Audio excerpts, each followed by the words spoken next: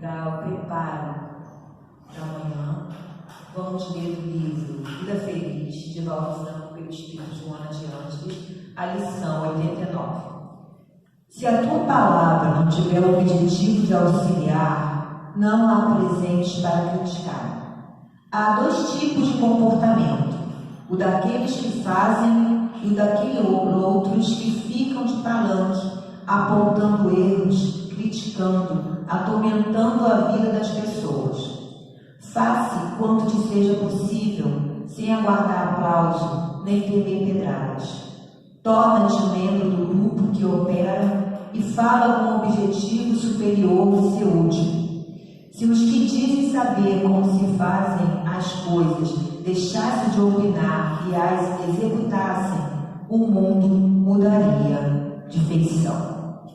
Então, elevemos os nossos pensamentos a Deus. Em primeiro momento, em gratidão, Senhor, de mais um dia de estudo nessa casa que nos acolhe. Que possamos receber aqui tudo aquilo que necessitamos, mas que possamos internalizar a mensagem que a nossa irmã trará nessa manhã e que ela possa sentir-se envolvida pelo seu mentor. Envolva no Senhor todos aqueles que nesse momento se sentem desalentados, todos aqueles que nesse momento se sintam angustiados, desamparados, seja a dor que for, que o Senhor possa visitar os seus corações. Envolva na sua paz e que essa paz continue em nossos corações, Senhor. Que assim seja. Vamos dar agora início ao estudo da manhã com a nossa irmã Carla Andrade, trabalhadora aqui da nossa casa, do CELC. Ela nos trará o capítulo 5 do Evangelho segundo o Espiritismo, Bem-aventurados os aflitos, itens 1 a 3, Justiça das aflições. Vamos vibrar com a nossa irmã. Bom vê-los aqui nessa manhã. Quem não tiver o livro e quiser pegar, não sei se ainda tem lá o livro do Evangelho na mesa para poder acompanhar a leitura. Que nessa manhã de quinta nós fazemos a leitura do Evangelho e comentamos o Evangelho. Hoje nós vamos ler o capítulo 5, vamos iniciar esse capítulo 5. Para quem não conhece o Evangelho e para quem já conhece, o capítulo 5 é maravilhoso. Ele fala bem-aventurados os aflitos e a maioria de nós se identifica com os aflitos, né? Com as aflições, porque quem nesse mundo não tem aflição? E aí ele é um capítulo extenso, a gente vai estudar toda quinta-feira até ele terminar, mas para quem quiser ler em casa, ele vai nos consolando sobre essas aflições que nós temos aqui na Terra. É um capítulo maravilhoso. E para iniciar, nós vamos começar a ler. E bem-aventurados os aflitos, e ele começa no item 1, falando: bem-aventurados os que choram, pois que serão consolados. Bem-aventurados os famintos e os sequiosos de justiça, pois que serão saciados. Bem-aventurados os que sofrem perseguição pela justiça, pois que é deles o reino dos céus. Isso está em Mateus, capítulo 5. E não sei se todos lembram das bem-aventuranças, que foi o Sermão da Montanha. Não sei se todos têm conhecimento quando Jesus, reunido com a multidão, foi a uma montanha e fez um sermão falando das bem-aventuranças, falando dos aflitos. E essa leitura que a gente fez desse parágrafo é exatamente essas bem-aventuranças. Nós vamos falar um pouco mais sobre elas. E aí ele continua no item 2. Bem-aventurados vós que sois pobres, porque vosso é o reino dos céus. Bem-aventurados vós que agora tendes fome, porque sereis saciados. Ditosos sois vós que agora chorais, porque rireis. Isso está em Lucas. E aí ele continua: mas ai de vós ricos, que tendes no mundo a vossa consolação. Ai de vós que estáis saciados, porque tereis fome. Ai de vós que agora rides, porque serias constrangido a gemer e a chorar. Isso também está em Lucas. Quando a gente lê assim, sem partir para o item 3, a gente fica se perguntando, mas então a gente precisa passar por todas essas dificuldades? Passar fome, ser pobre e passar por todos esses sofrimentos? Não pode ser rico? Não pode ter dinheiro? Porque se a gente olhar, e é o que ele vai falar no item 3, se a gente olhar a mensagem de Jesus só para o momento, para aquele momento, sem imaginar que existe uma vida futura, sem imaginar que somos espíritos imortais, fica difícil de entender. Fica bem difícil, a gente começa a achar que tudo é muito injusto e que Deus, inclusive, é bem injusto. Mas o Espiritismo vem mostrar para a gente que não é, que não existe injustiça, que Deus é justo. Então nós vamos seguir, para depois explicar melhor, vamos fazer a leitura agora do item 3. Quem quiser acompanhar, o item 3 é a justiça das aflições.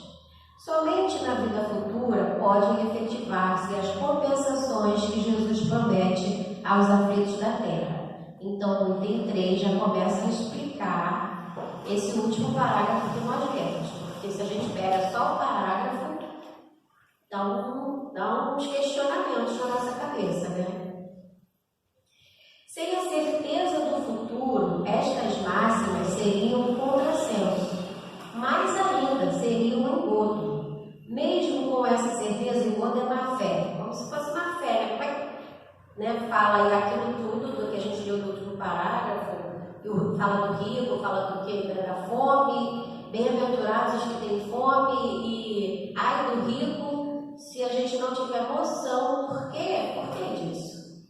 Então parece até que parece, mas não é, né? Porque Jesus estava ali agindo de má fé. Então por isso que ele fala, seria um engodo. Mesmo com essa certeza, dificilmente se compreende a conveniência de sofrer para ser feliz. Dizem para se ter maior mérito, mas então pergunta-se por que sofrem uns mais do que os outros? Por que nascem uns na miséria e outros na opulência, sem coisa alguma haver feito que justifique estas posições? Porque uns nada conseguem, ao passo que o outro tudo parece sofrer. Todavia, o que ainda menos se compreende é o que os bens e os males sejam tão desigualmente repartidos entre o vício e a virtude, e os homens virtuosos sofram ao lado dos maus que prosperam. A fé no futuro pode consolar e infundir paciência, mas não explica essas anomalias que parecem desmentir a justiça de Deus. Então, é sempre afirmando, se a gente olha só para o momento, para o presente, a gente fica bem confuso, né? Começa a achar mesmo que o que ele vai falar, que Deus não é justo. E aí ele continua. Entretanto, desde que admita a existência de Deus, ninguém o pode conceber sem o infinito das perfeições. Ele necessariamente tem todo o poder, toda a justiça, toda a bondade, sem o que não seria Deus. Se é soberanamente bom e justo, não pode agir caprichosamente, nem com parcialidade. Logo, as vicissitudes da vida derivam de uma causa, pois que Deus é justo e justa há de ser a causa. Isso, o de que cada um deve bem compenetrar-se. Por meio dos ensinos de Jesus, Deus pôs os homens na direção dessa causa e hoje, julgando-os suficientemente maduros para compreendê-la, lhes revela completamente a aludida causa por meio do Espiritismo, isto é, pela palavra dos Espíritos. Então ele está dizendo para nós que por meio do Espiritismo, que foi o codificador prometido por Jesus, agora, com a maturidade que nós temos hoje, já começamos a compreender por que desses sofrimentos. Porque Deus é justo, e se nós temos o sofrimento tem uma causa. Não é do nada, assim, porque senão seria muito injusto. Imagina, se não houvesse reencarnação, E aí nasce uns com muito sofrimento, como ele vai relatando aqui, outros com muito dinheiro, outros passando fome, uns doentes, outros com muita saúde, uns ainda comprometidos com o mal, e se dando bem, que a gente vê muito isso causa muito questionamento para nós, muita injustiça. Então, se isso tudo parasse numa vida só, como é que seria? Como é que explicaria isso, se isso parasse numa vida só? Nós já seria mais difícil, acho que seria até mais difícil acreditar em Deus, né? E sentir de verdade que Deus é Pai e que cuida de nós. Acho que seria bem difícil. Trazendo para uma família nossa terrena, que é mais fácil para a gente até entender. Imagina, você tem um pai, e esse pai tem vários filhos e ele trata os filhos de forma diferente. Não é difícil entender? Só que quando a gente olha que esse pai é humano, e o humano com vários defeitos, que ele ainda está no caminho, então ele é imperfeito, a gente até entende, sim, do pai se comportar dessa forma. A diferença é que Deus não é humano, né? Então, Deus não se comporta dessa forma.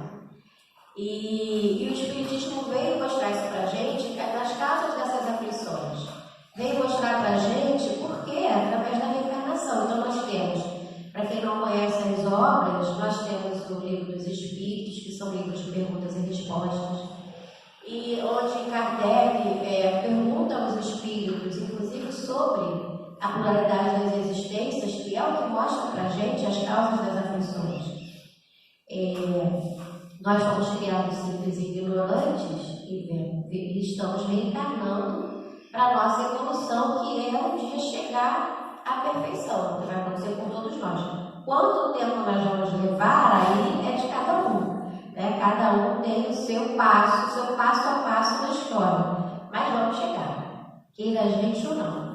O que a gente pode fazer é retardar um pouco essa jornada. É o que a gente faz, mas chegar nós vamos chegar. Então, dentro dessa jornada, nós vamos melhorando ou nos comprometendo. E nesse comprometimento é que vem as causas das aflições. Então, por isso que ele fala, se a gente olhar as bem-aventuranças para aquele momento em que Jesus falou, sem imaginar que existe uma vida futura, a gente faz uma interpretação equivocada. Mas sabendo agora que nós somos reencarnacionistas, que nós já vivemos no passado, que nós vamos viver no futuro, faz todo sentido. Aí que as coisas começam a clarear, começa até a aliviar. Eu não sei para vocês, mas no meu coração dá um confortozinho assim, saber que tem esperança. Não é só esperança para mim enquanto indivíduo, mas tem esperança para o mundo, né? O mundo não vai ficar como ele está, como a gente parece que o mundo está perdido, ele não vai ficar assim.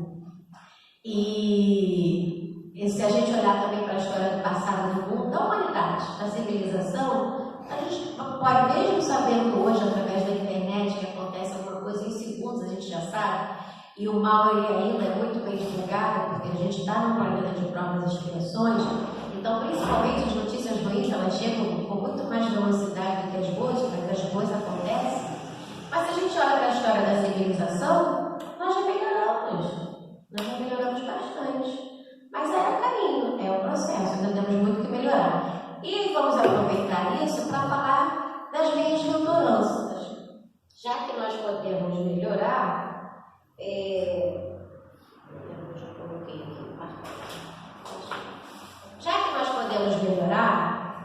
e nós estamos aqui encarnados para isso, reencarnados para melhorar, precisamos também de uma bula, né? Porque assim, não é fácil. E qual é a bula?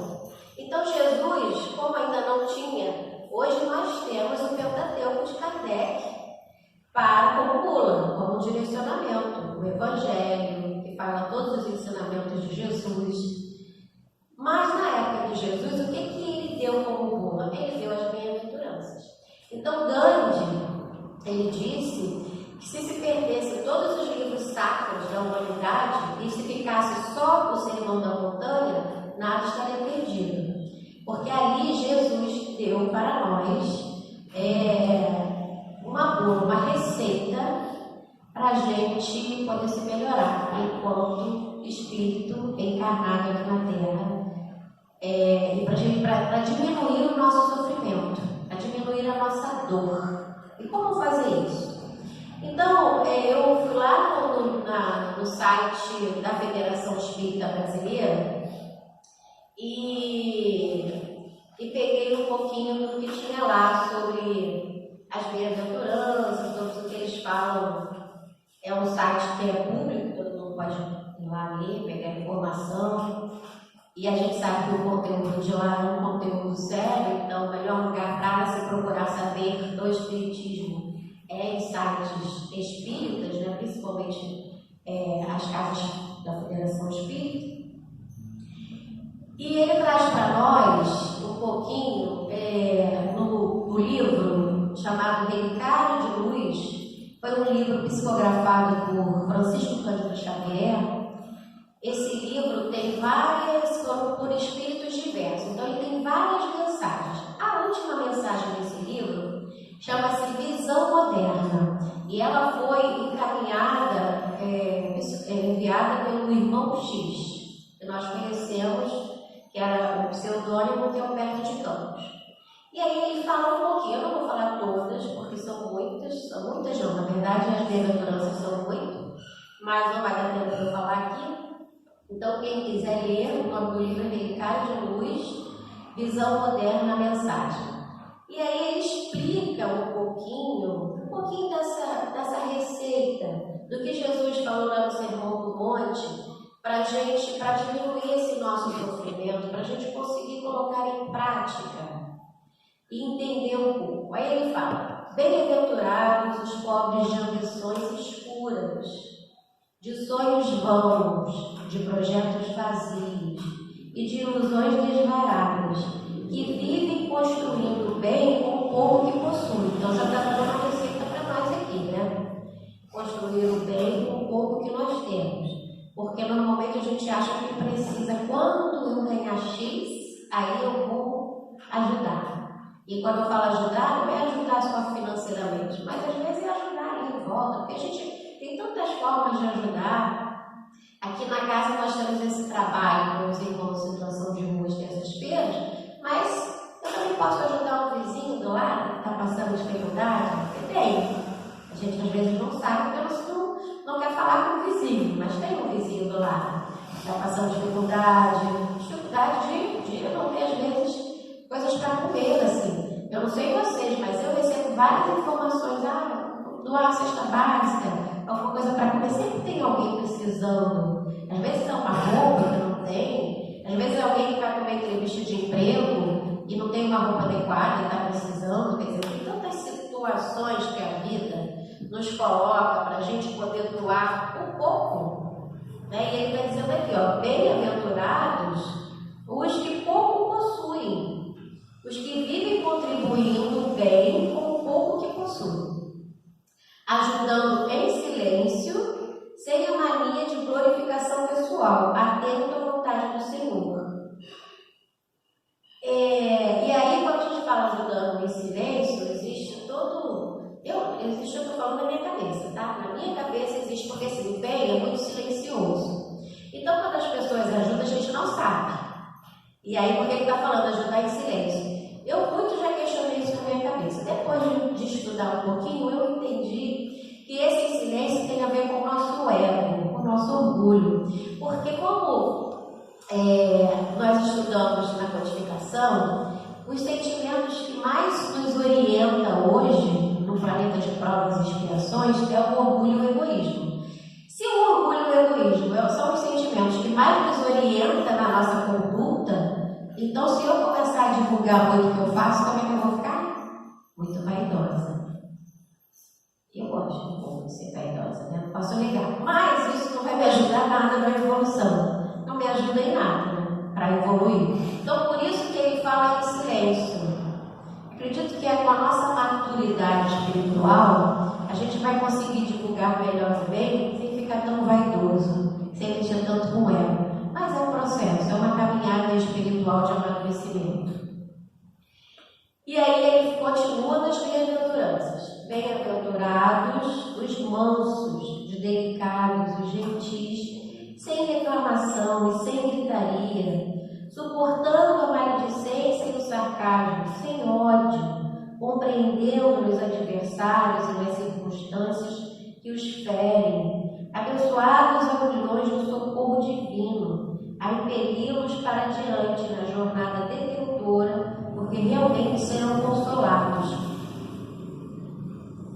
A maioria, como nós somos feridos no orgulho e no egoísmo, a nossa maneira sempre de estar reagindo não é no silêncio, né? Não é na gentileza, a maioria de nós. Não é todo mundo não, né?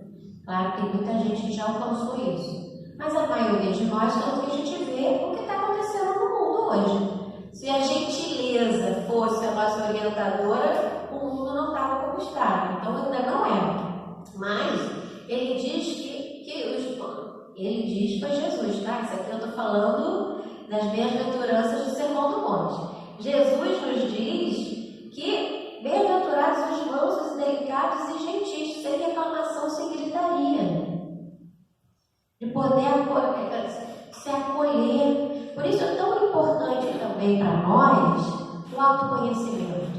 Importante eu me conhecer, para eu me respeitar, eu me acolher, porque quando eu me acolho e me respeito, eu não fico descontando nas outras pessoas, não fico destilando ódio para o outro. Quanto mais eu tenho conhecimento da vida futura, quanto mais eu tenho intimidade com Deus, da sua justiça divina, do quanto Ele é misericordioso, quanto mais eu tenho essa intimidade com Jesus, menos amargo eu fico, menos intolerante. Eu entendo que está todo mundo numa jornada, numa caminhada, que cada um está num processo. Não é fácil entender isso não, no dia a dia. Mas eu preciso estudar para isso, né? Quanto mais eu estudo e mais conhecimento eu tenho, mais eu vou despertando nesta encarnação para conseguir ser uma bem-aventurada, conseguir essa consolação. Porque Jesus sempre coloca bem-aventurado, porque sereis consolados. Porque assim, ele está sempre no futuro, não é agora. Agora eu não tenho um consolo. O meu consolo é que nós, dentro da doutrina, compreendemos. O que o codificador trouxe para nós? A vida espiritual, que nós somos espíritos, estamos numa matéria aqui na Terra, mas nós temos uma vida espiritual. Quando nós saímos dessa matéria, nós vamos para a vida espiritual. E nessa vida espiritual, que nós vamos entender toda essa resiliência que nos fez com que conseguimos passar por aqui na Terra. Porque quando ele fala lá, e aí como o tempo voa, como ele fala lá sobre o rico, lembra que eu li aqui sobre o rico? Rico, porque já tem o seu consolo aqui na Terra. Porque quando a gente tem uma vida financeira abastada, e a gente pode comprar, ter, fazer, que é bom, né? Ruim não é, né? Ter, fazer, a gente já está tendo uma compensação aqui. Não tem uma diferença entre quem não pode, entre quem está passando fome, quem lá está com a mesa farta, entre quem comprou uma coisa muito boa, quem viajou, tem uma diferença, está tendo uma consolação.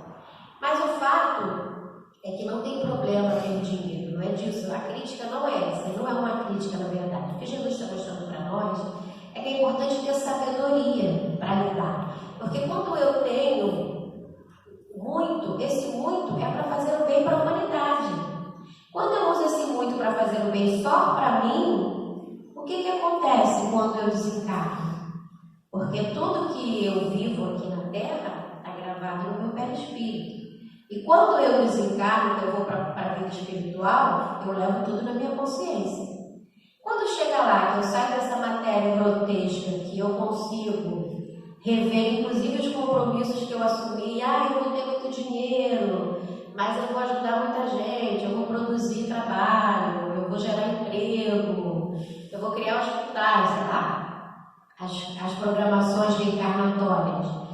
e eu chego lá e eu vejo que eu não fiz nada disso, o que acontece? É o sofrimento. Então, quando Jesus fala que seremos consolados, aqueles que sabemos lidar melhor, consolados, é disso que ele está falando. Porque quando nós desencarnamos, a consciência volta. E aí a consciência nos cobra. Ou a consciência fica aliviada e saber, eu agi da melhor maneira possível, com o pouco que eu tinha ou com o muito que eu tive. Eu agi, eu fiz, sabemos que ainda vamos ter muita dificuldade, mas fiz o máximo que eu pude. Ou vamos ficar sofrendo lá na parte espiritual, porque eu não fiz. Eu não fiz nada. E eu só pensei que fui tão egoísta, tão orgulhosa.